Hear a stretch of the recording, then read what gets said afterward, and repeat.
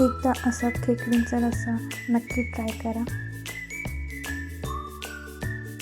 Hello guys, आज आपण करूया खेकड्यांचा रस्सा. त्याच्यासाठी मी खोबरं कांदा भाजून घेतलं आहे, त्यात आलं लसूण टाकलं आहे, त्याचं मिक्सरमध्ये पेस्ट करून घ्यायचं आहे. इथे खेकडे घेतले, खेकडे धुवून घेतले स्वच्छ. त्यानंतर खेकडींचे अंगठे काढून पाय त्याचं वाटण करून घेतलं आहे.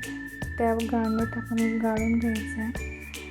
गाळून झाल्यानंतर त्याला एका बाजूला करून कढईत तेल टाकायचं आहे. त्यात लसूण, थोडीशी हळद परतून घ्यायचं आहे. त्यात खेकडे टाकायचे.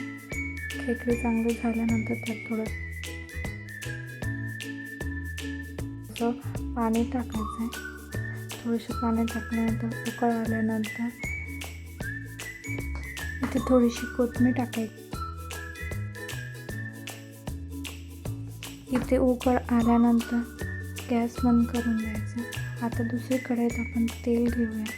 त्याच्यात आपण वाटण तयार केलेलं आहे, ते वाटण टाकून तेल आपला मसाला टाकायचा आहे.